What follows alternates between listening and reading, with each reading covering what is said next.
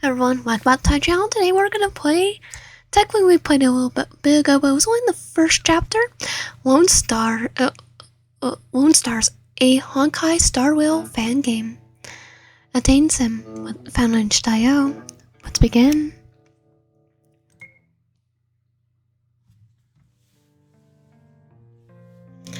It's been a while since Cora at Nexus had contacted you for a job. After you finished your tourage under her wings and left to create your own lab, you two created a partnership. She often sends you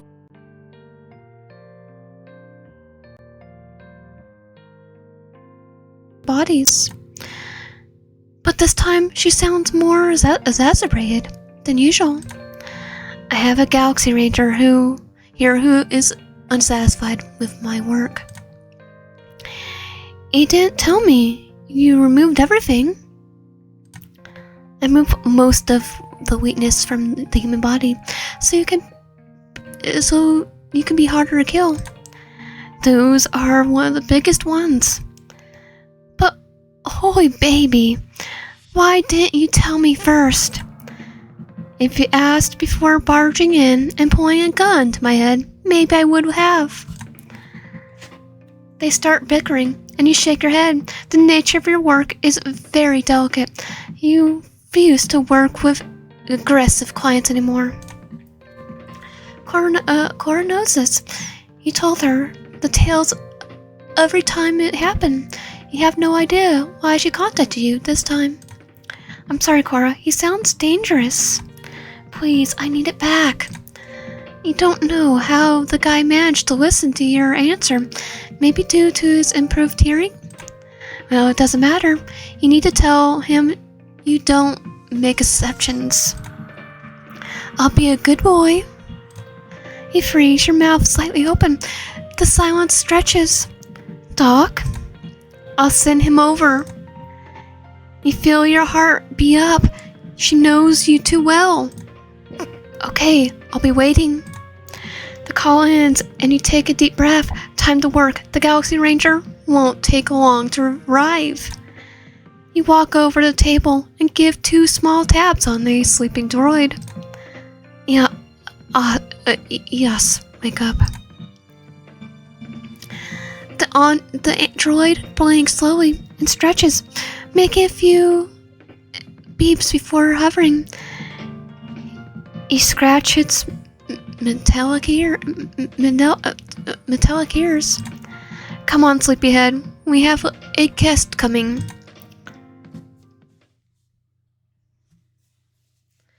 You hear the click of metal steps before you see him. Boots clicking the floor with purpose. A gun slung low, bullets strung like trophies around his hips. His swagger brings everything together. The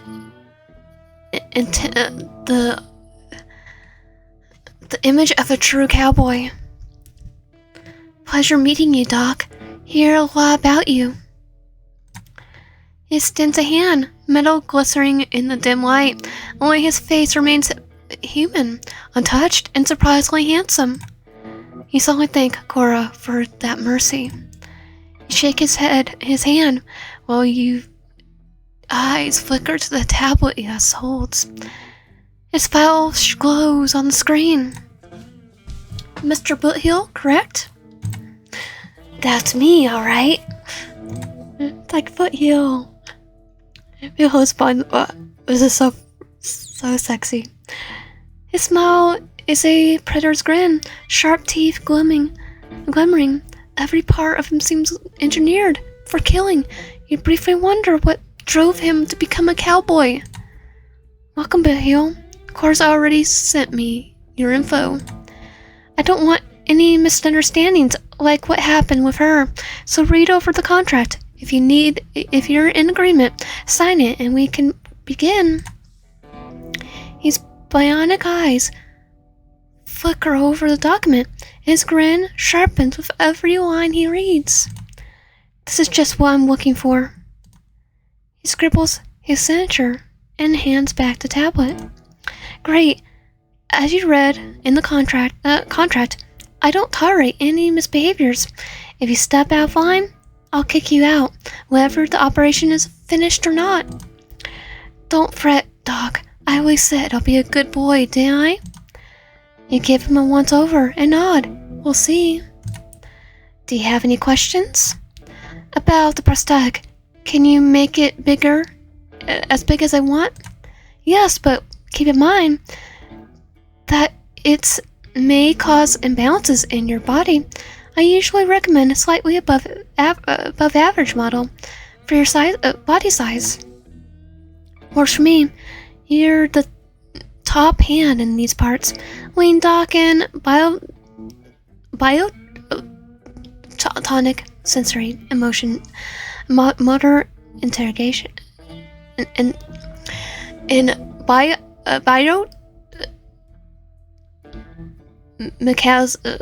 tonic sensory and motor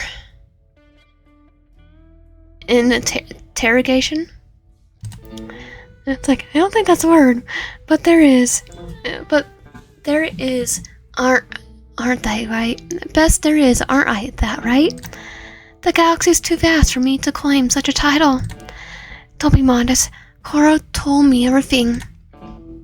You can't but smile. Cora always sings your praises. Let's start then. Follow me, please.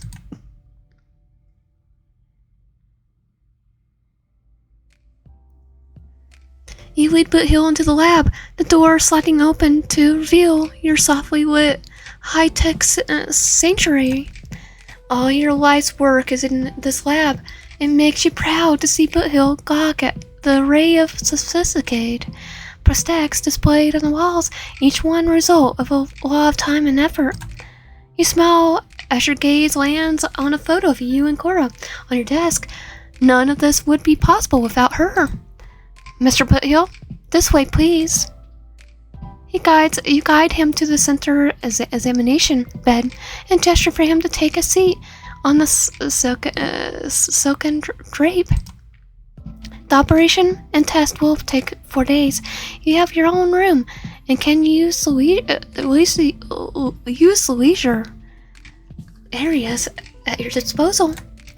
If you need anything, my droid, Eos, will assist you. The little pipsqueak over there, right? Got it. Eos narrows his big eyes, and you can tell him before he can emit any beeping of complaint. First, I need to conduct some tests to assess your sensitivity. This involves evaluating your reactions to various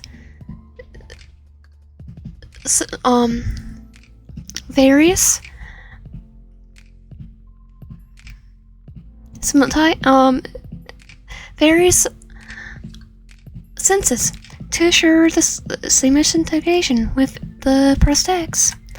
Remove your clothes and sit on the bed, please. You turn away as Boothill undresses. Not that there's anything to see yet, but it's a forced habit by now. All set, Doc. You nod and gawk over at him, taking a sight of his body. Kara's work is remarkable. Perhaps one of her best yet. You make a mental note to tell her that later. I'll initiate scan. The droid circles Boothill. Its sensors scanning his body with precision. A series of beeps signal the scan's completion. Thank you, Oz. Excuse me, Mr. Boothill. I'll start the sensory test now. You gently push his legs open and settle between them, feeling his body tense under your touch. You're the one doing all the tests?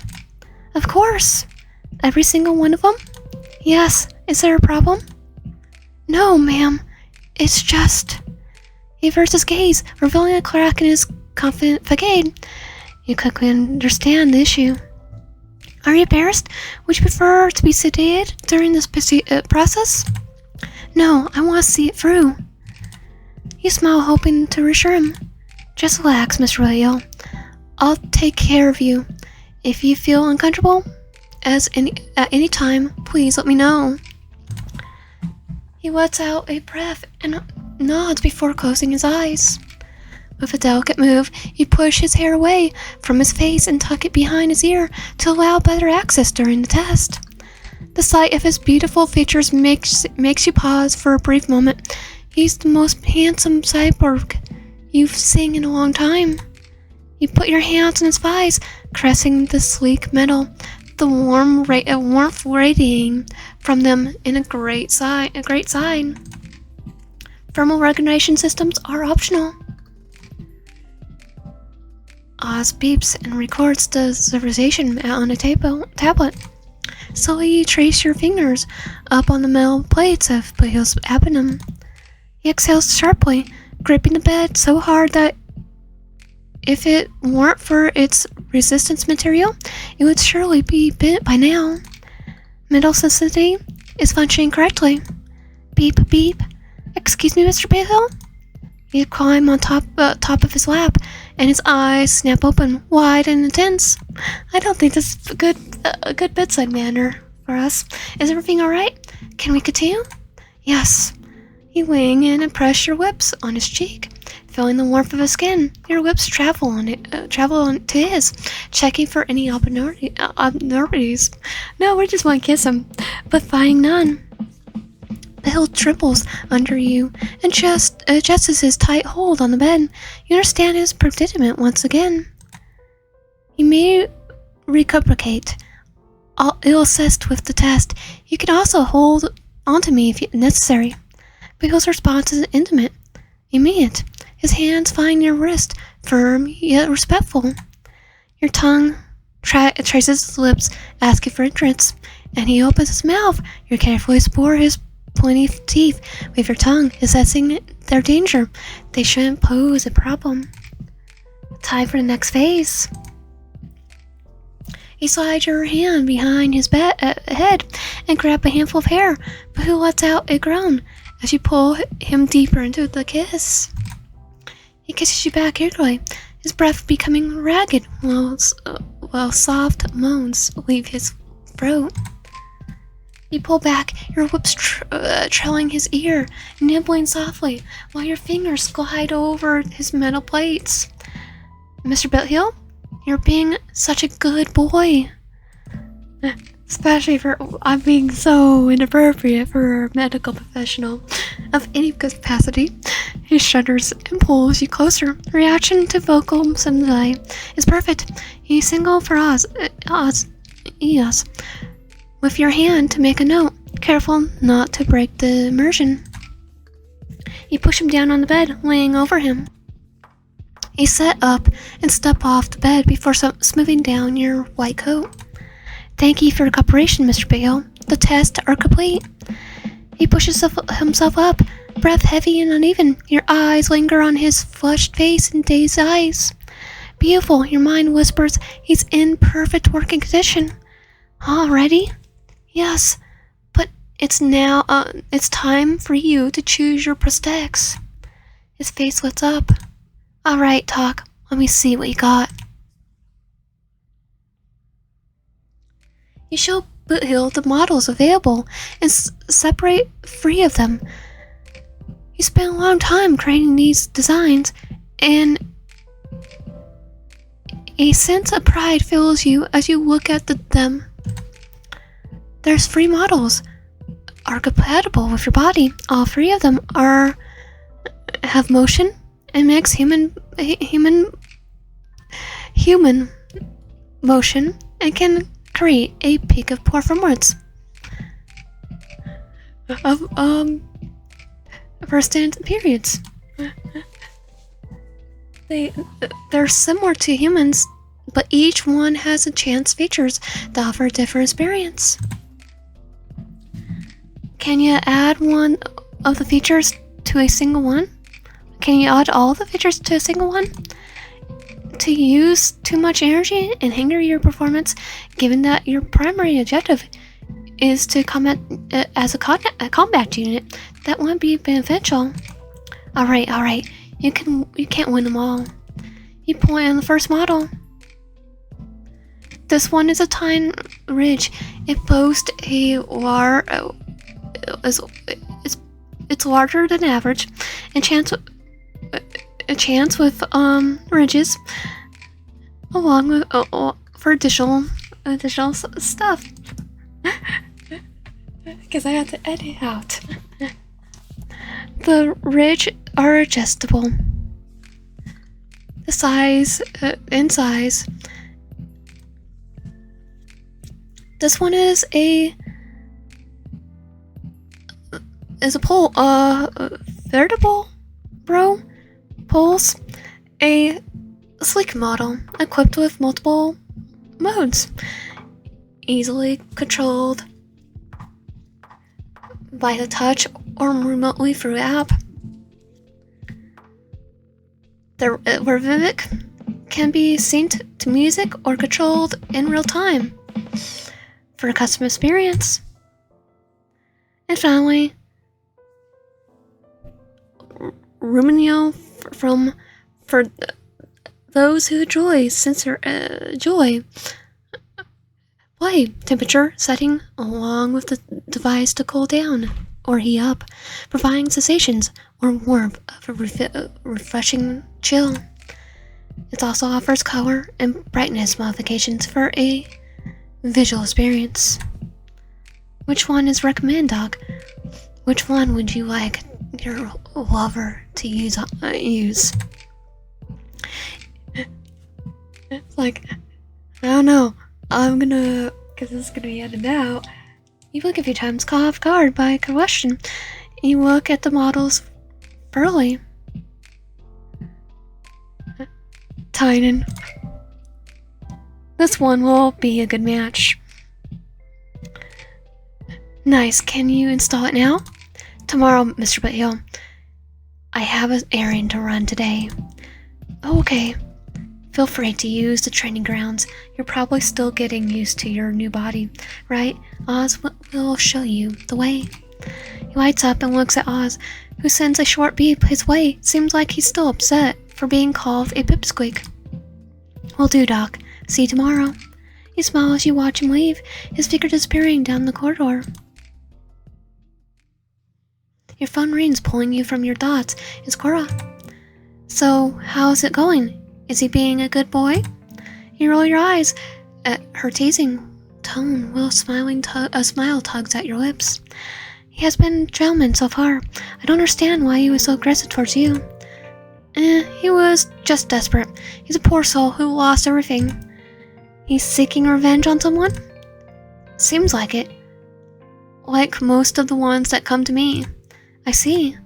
I know he's your type, but don't get too attached. I would never. I learn from the best. Her laugh rings for the phone, warm and familiar. It reminds you of your training days. If you say so. You and Cora continue talking for a long time, discussing life work. After she nags you to eat more and sleep better, she finally hangs up. Not long after, the sharp sound of gunshots catches your attention. You turn your cameras and see Boothill at the shooting range, Oz cheering him from sidelines. Boothill's expression is completely different, even for the cameras. The anger and pain that drive him are evident. With each successful shot, the fiery intensity in his eyes only glows stronger. It's clear that he won't stop until he gets his revenge on whoever wronged him.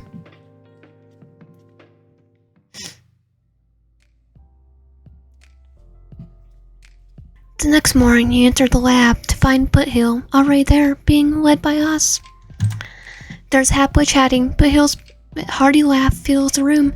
It seems like they bonded yesterday. Doc really did that then? No, did that? No way.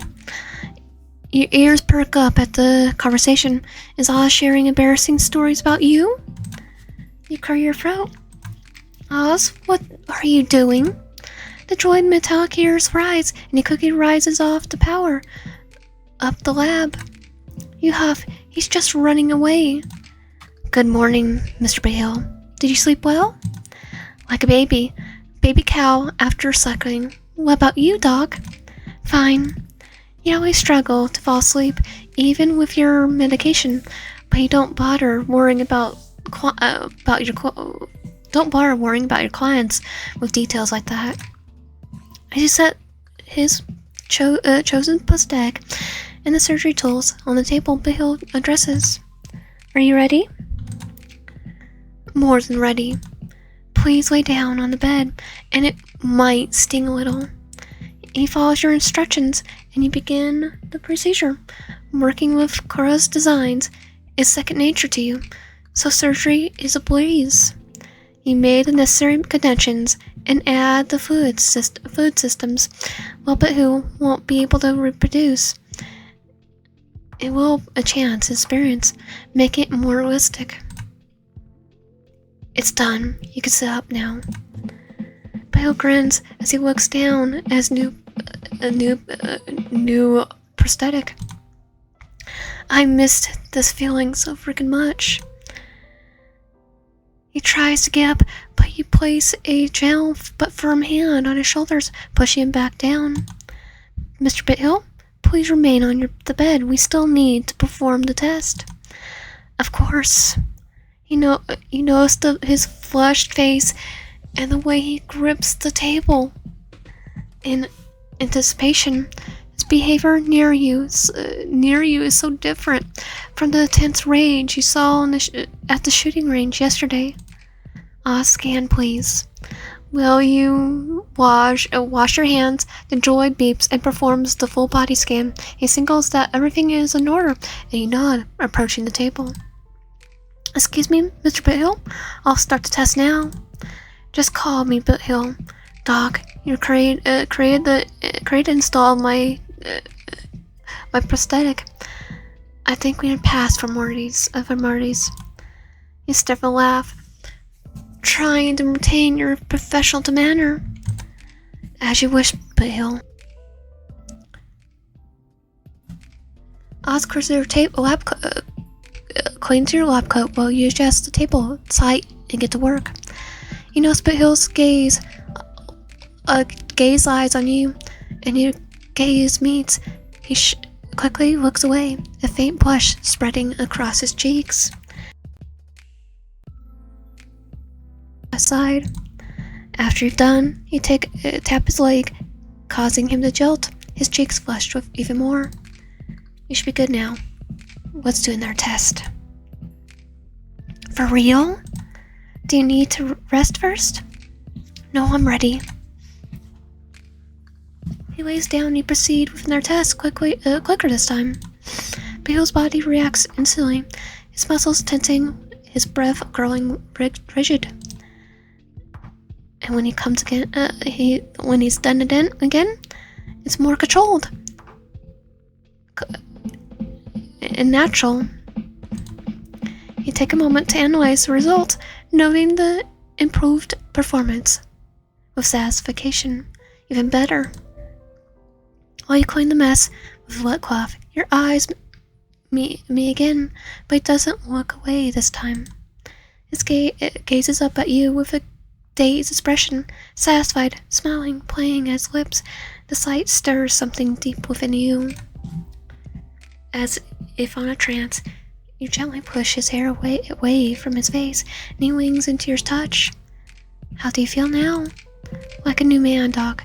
You got magic hands. You smile, pride surging through you. Helping you clients always brings you joy. I'm glad to hear that. Please take it easy for the rest of the day. You will feel some changes in your body. It's new. The new fluids need to settle and mix with the rest of your components. Do not touch the prosthetic until tomorrow. If you damage it, you incur a fee and will have to restart the process. Don't worry, Doc. I'll be good. Because you're the only one he wants right now. Before you can react, he sits up and plants a kiss on your cheek. Thank ya. As he waves the lab, you touch your cheek, where his lips lingered. Beep. Aeon's beeps cheerfully, suggesting that he will tell Cora all about this. You shoot him a sharp glare. Don't you have work to do? I'll add a few more tasks to your list, and since it seems to have plenty free time. As beeps alarm, his ears perk up and in panic, and swiftly flies away. You shake your head with a smirk, turning back to your work.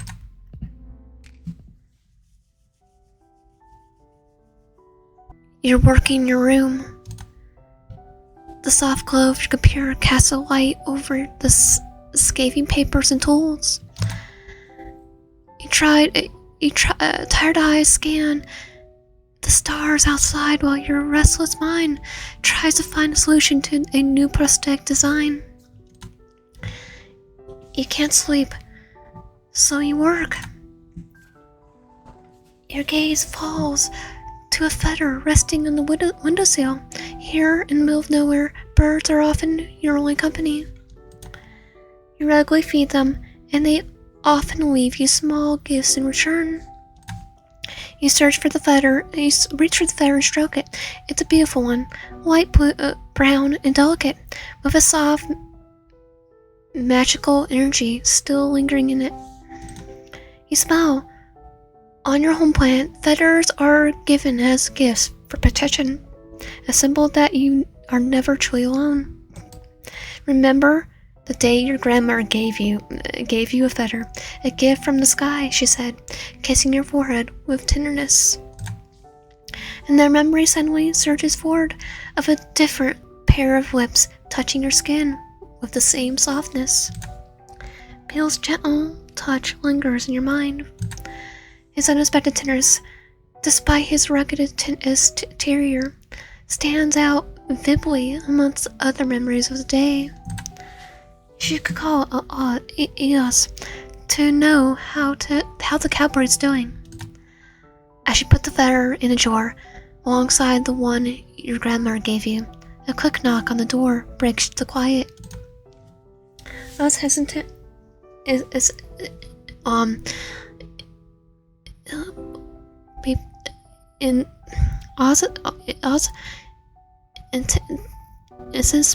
Beeping follows, making rapid rise from the chair. A mix of curiosity and concern propels you to the door. What is it? A small frame struggles to support Boothill, who leans heavily against the door frame. His eyes are sunken, his skin glistening with sweat. Sorry to bother you, Doc, but I don't feel so good. You rush aside, your hands steady, but your heart racing.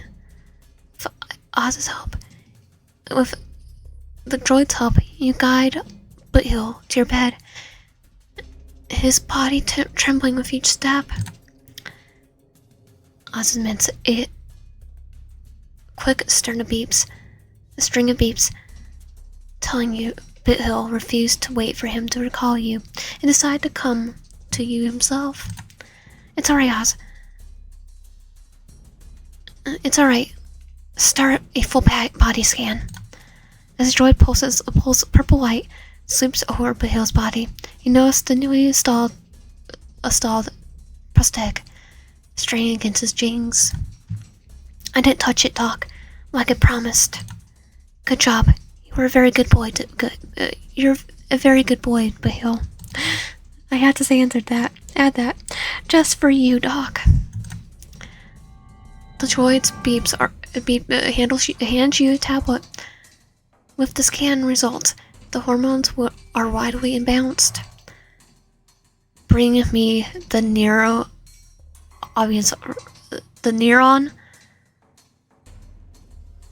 doctrine regulator syringe. The droid flies off. Bill withers on your bed, is breathing ragged. You place a comforting hand on his arm. He'll be back soon. Hang in there. Doc, please, I'm going insane. It hurts. You bite your lip. The few times this has happened before, you ministered the Dutchin, and that was it. You know you should keep your distance and only touch Boothill for the test, rationalized that it's okay to go against your own rules this time. You wake up with a start. It's almost morning, dawn painting the sky in soft hues of pink and orange. Your bed is empty. The droid is perched on the table. You notice a jacket draped over your shoulders. Boothill's jacket. Where is he? The droid beeps, informing you that Boothill went to his room and that he's performed tests to confirm he's okay. You sigh with relief and drag your tired body to bed, leaving the jacket on the chair. The covers still carry Boothill's scent, and for a first time in a long while, you drift off easily, enveloped in his lingering warmth.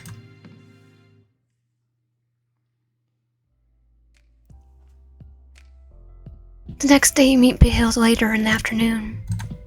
As you arrive at the lab, yawn slips past your lips. A reminder of last night's unusual events. You decide not to dwell on it too much. It only makes things even more difficult. Good morning, Boothill. Boothill stands quietly, looking uncharismatically bashful and avoiding your gaze. Yeah, I think he's trying to make a complaint about us. You hand him a jacket, which he accepts with a hesitant grip. I'm sorry for yesterday, Doc. Don't worry about it. A first reaction can happen. It's not your fault. How do you feel today? Much better, thank you. Good. Tell me if you feel anything unusual at all, okay? You nod, and you ask Pajoy to perform some scans. A small smile appears on your lips as you reveal the results, satisfied to see his condition has stabilized. Everything seems good now. But just a precaution, let's give your body one more day to adjust before proceeding with the final test.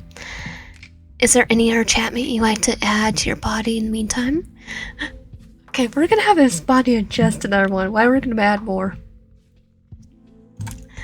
Boothill perks up, with his bionic eyes darting to the prosthetic models displayed on the wall. You got more tricks up your sleeve? Of course! Here's what I got can add at the moment. You show him a tablet with the options on the screen. Bill leans in closer, his expression thoughtful as he examines each enchantment. How about this one? It's a good option, very popular nowadays. It's a feature state-of-art vibration technology that makes natural tongue movements while providing an array of additional sensations. It's like, wait, his tongue was already prosthetic? Keep your regular tongue, sir.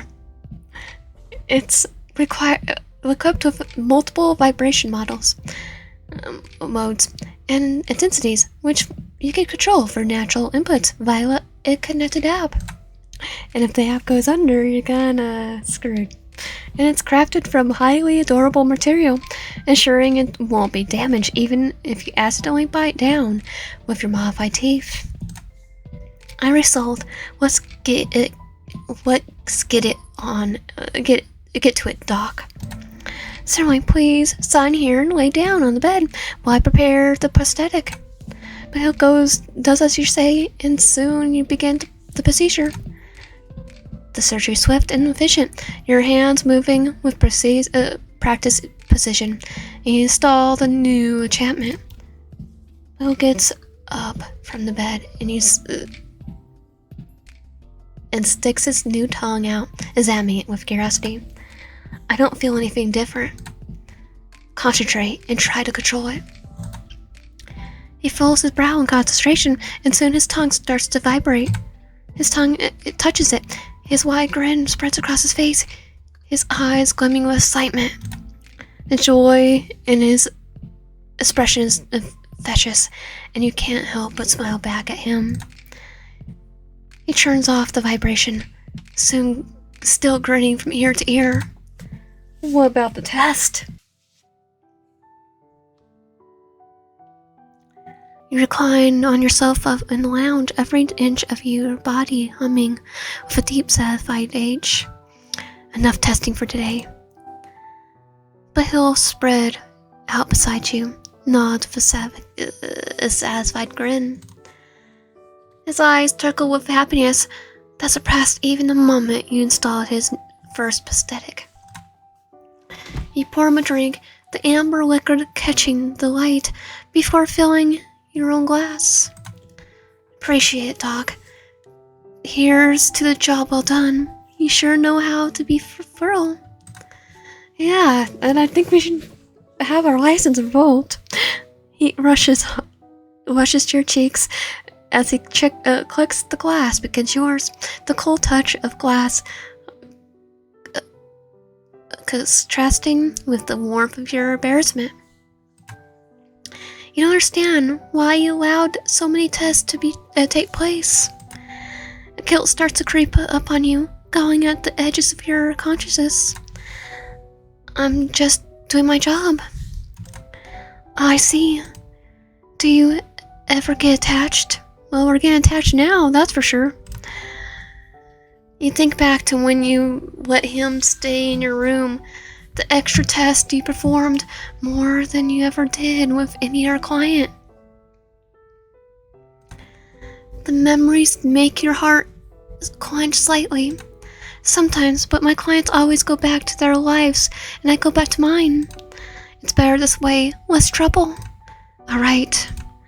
A comfortable silence settles between you, punctured by the soft hums of the droid recharging in the corner. The droid's rhythmic sounds create a smoothing backdrop, almost like a heartbeat. Why'd you pick this place as your lab? It's pretty deserted. The nature of my work is always secretive. It's very sensitive. A discreet environment is better. Must be lonely though. Well, we have you now.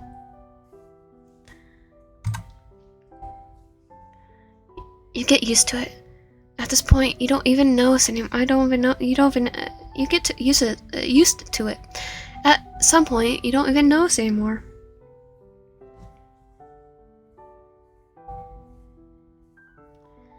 You get back to... I reckon I know how that feels. He falls silent, lost in his thoughts, his fingers absolutely tracing the rhythm of his glass. You watched him curiously tugging at you. You rarely delve into the client's backgrounds, but something about Boothill makes you want to know more. If you don't mind me asking, how did you become a cyborg? Revenge, Doc, plain and simple. There's a man out there who took everything from me. I aim to make him pay. Oswaldo? His eyes snap at yours. Surprise and pain flickered across his face. How did you know? You talk about him a lot when you slept. His grin grips at the glass tightens. His grip on the glass tightens. The muscles in his jaw clench as his gaze hardens. That no good snake. He's done for when I find him. I won't rest until I do. My family, my home, it's all gone, all because of him. His anger morphs into sadness, the weight of his loss seeming to push his shoulders down. I have a daughter, adoptive, but just like I was. And those darn IPC people took her from me. They killed everyone, destroyed my lands, all for profit. I'm so sorry. Thanks, Doc. I'll make them pay. Another moment of silence passes. He tried to imagine the pain he felt from losing his family, and thinking about it makes your heart ache. What about you, Doc? What's your story? This isn't your home planet, is it? Memories flood your mind. I don't know. I think we already said it wasn't our own planet. Not to him. Memories flood your mind of a past you no longer want to remember. Too much pain. The woman from before is dead. I ran away. Cora took me in, that's all. It makes sense now. What do you mean? You also talk in your sleep. Your face heats up in embarrassment as you go over all the things you could have said. You're not proud of your past. This is the first time I've seen you lose your cold dog. Are you sure? Because I'm pretty sure we were playing to everyone. I didn't lose anything. He laughs. His laugh fills the room. A deep, hearty sound that seems to ease the tension. He pours himself another drink and clinks his glass with yours. Here's to you, Doc. To the strength you show every day and the gentleness you hide. May your hands stay steady and your heart stay strong. You feel your throat tighten, his words catching you off guard. He's terribly good at that to you. With a soft click of your glass against his, the sound resonating through the quiet room. And to you, Boothill. And may you find your justice you seek and the peace you deserve. Boothill lets out a cold chuckle and bitterness in his tone. Peace. Don't know if that's something I'll ever have back. Maybe not the way you knew it, but you can find a new kind of peace. I'll be rooting for you. Boothill looks at you with an unreadable expression, his eyes searching yours. For a moment, it feels like he's about to say something, but then he shakes his head and the look fading away.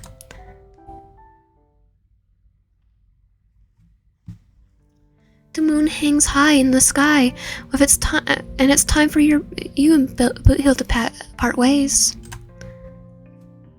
The moon's hang high in the sky when it's time for you and Boothill to part ways. He needs a rest, and you have a amount of work left undone from the day. Something in you hesitates, yearns to invite him to your room. Work be damned. Just this one time, it whispers. You walk with Boothill to the lounge door, and he lingers, his beautiful silver hair reflecting the infernal glow of night.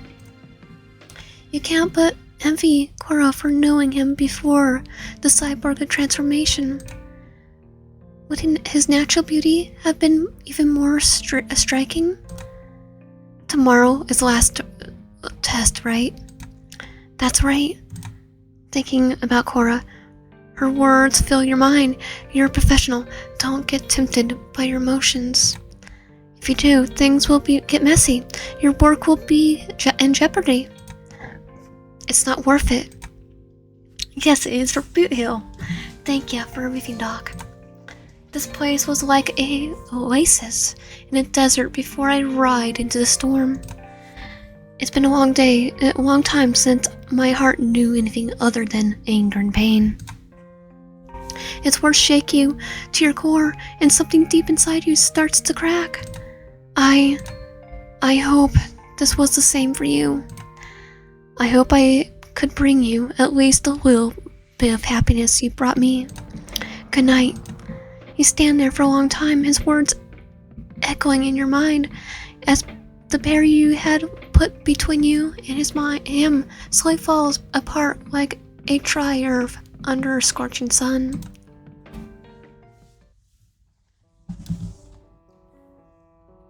You walk towards the lab, your steps heavy and sluggish. A layer of sweat beads on your brow, and you wipe it away with the back of your hand. Your head feels like it weighs a ton, and the throbbing with a relentless H. You couldn't sleep, and your moral compass is in disarray. Performing the last test in this state is impossible. You need to tell Boothill bad person. You need at least one more day to sort out whatever the heck is happening to you. This is embarrassing. You never had to do this before. The door slides open, revealing a smiling Boothill and the hovering cyborg by his side. Morning, Doc. My buddy already ran some tests before he got here. The betrayed's metallic ears droop, a clear signal of his sadness about Boothill's impending departure. A gust of air makes you shiver. The lab shouldn't be this cold. Boothill, the corner of your vision starts to blur and darken. The droid beeps an alarm. Though your day's mine, you understand. He's saying your body's shutting down. His? Maybe he is. Doc? The strong arms catch you as your vision fades in black to black. Bale's voice is the last thing you hear, filled with concern and panic. It's already night when you wake up. The pale glow of the moonlight filtered through the window, casting soft, ghostly shadows across the room.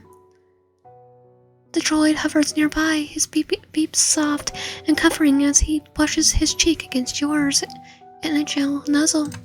Hey buddy, what happened? The door creaks open, and Boothill steps in, carrying a tray ladled with steaming food. The scent wafles towards you, making your stomach rumble. Hello, look who's finally awake. You had us worried there, Doc. Your face glows hot as the memories come back.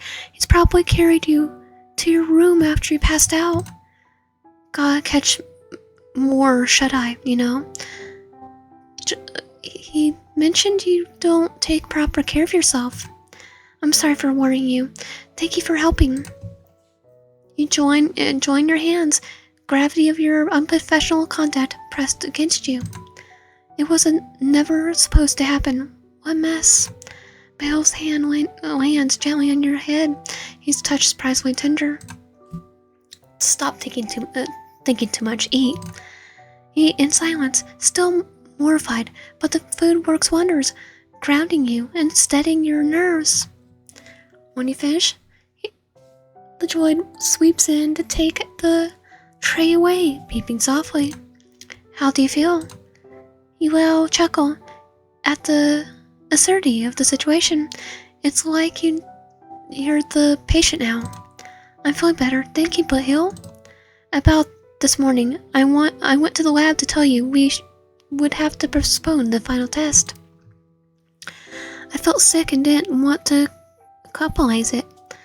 I apologize for that.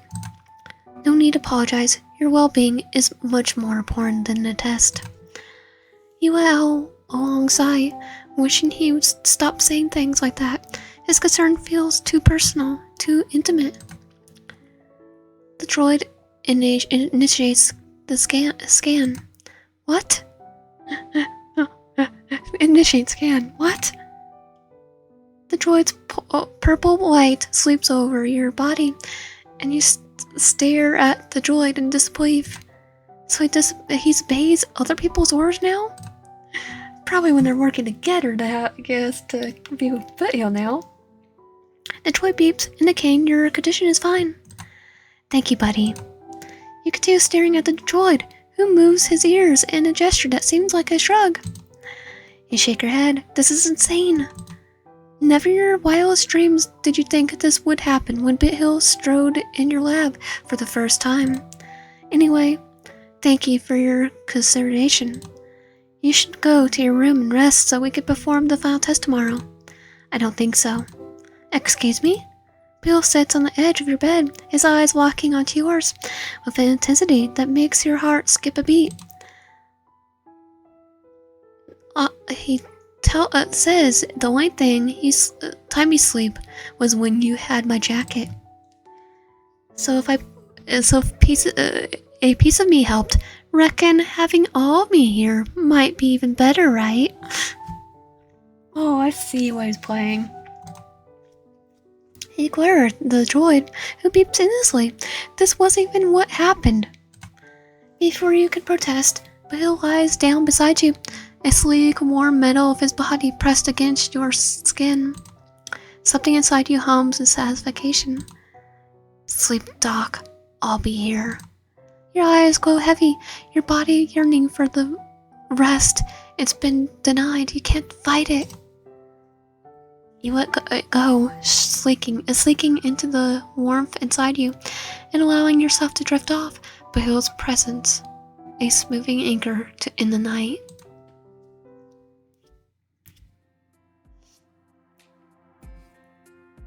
A rich, inviting aroma fills your nostrils. You stickfully snuggle into the warmth, savoring the comfort. Morning, Doc. Your eyes snap open. Boothill's sleeping eyes gaze back to yours, a gentle smile playing on his lips. The events of yesterday flood back into your mind, bring with them a wave of mortification. You were out like a light, must have been dreaming of something sweet. Was it about me? You untangle from him and get up fast, almost tumbling to the ground. Easy, Doc. He grabs your arm, steadying you, but you pull away, your heart pounding. I need to get some stuff done before the final test. I'll meet you in the lab in a few minutes. Go with him. But now, you push Boothill out the door, which slides shut behind him. Leaning against the wall, you press a trembling hand to your chest. This is bad. Take a deep breath. You grab your phone and dial Cora's number with shaking hands. Yes, I have a problem. I figured you would call. A cowboy was too much for you? You recount the events to her in detail, feeling a mixture of embarrassment and frustration.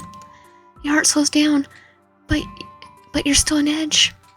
You should have seen it coming. How many tests did you do again? We lost count. He winced, the memory of those moments flooding back. Each test, a slip of your unusual, steadfast professionalism. I know I screwed up, okay? But what should I do now? I need to do the final test.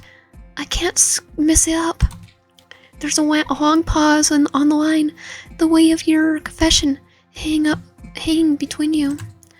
If you want to remain professional, you'll have to put some distance between you again. But be unwavering about this. Okay, I can do this. But think, is this really what you want? What about professionalism? You're the one who taught me this. Yes, but I also know the pain of regret. Sometimes adhering to too much rigidly to professional boundaries means losing something more valuable. Follow your heart, child. Good luck. She hangs up, leaving you standing there with the phone still pressed on your ear, her words echoing in your mind. Take a deep breath, stilling yourself for what's to come. You need to perform the final test. Everything else, feelings, worries, regret, all of that could wait.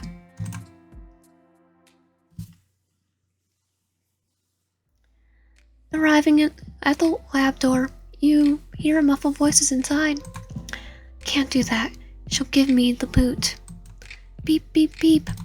She won't? How in the world do you know that? You open the door, both turn to you, fretting innocence. Hey, Doc. How are you feeling? Good. Dim the lights. Mr. Boothill, lay on the bed. Mister, I need to put some distance between us right now. Doc, it's for our own good. For the test to run smoothly. He glances at the droid, who gives him a encouraging nod before flying off. Oh yeah, we're gonna have to edit this out. I get it, but we can't just pretend nothing happened, because we had to Do the we'll have their test out. So, don't you feel something between us? It's irrelevant. He starts to speak, but you interrupt. Even if I did, it won't change anything. You still leave to get your revenge, and I stay behind, like a wife waiting for her husband to return to a war, if he ever did. That ain't true. I always come back to see ya. Enough. Please take off your clothes and lay down on the bed. Bill lets out a long sigh, the wave of unspoken words hang between you, before he begins to undress. Yes, ma'am. As he lies on the bed, completely exposed, you press a button on the control panel. Restraints click into place, securing his arms to the bed. He tugs at them, teasing their hold, but he can't move.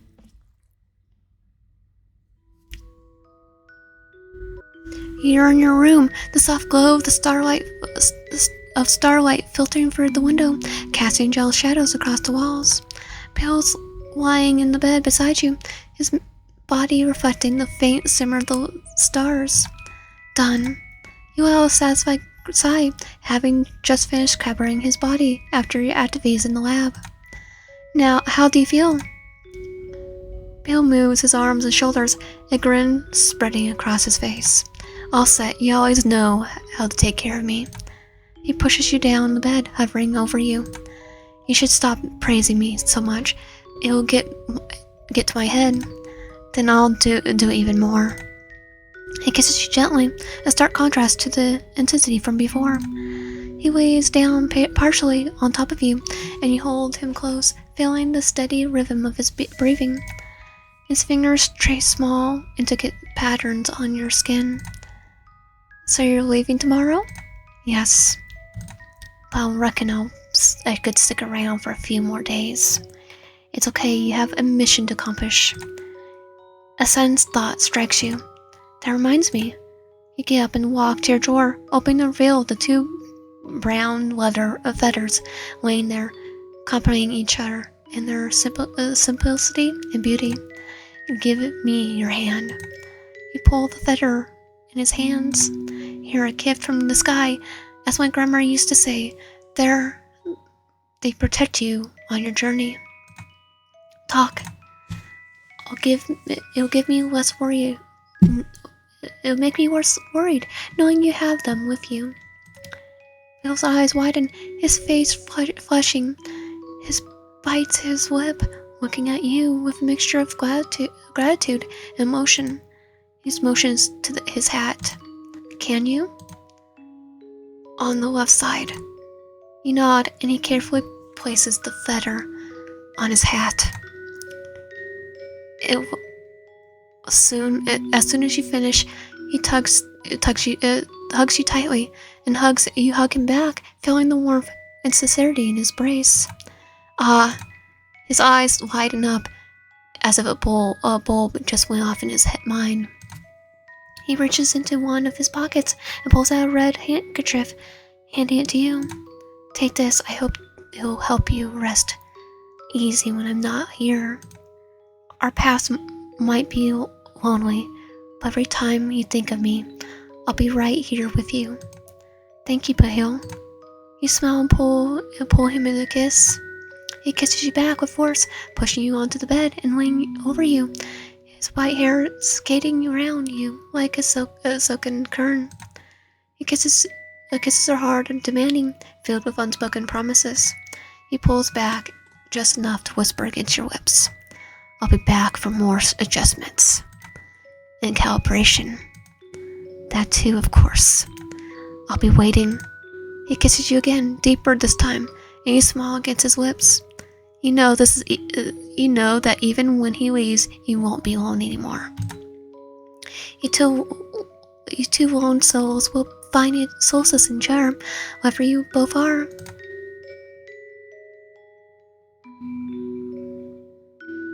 The end. And that was Lone Stars, a Honkai Star Whale dating sim. If you want my content, please subscribe, help out, and comment down below. I'll see you guys next time.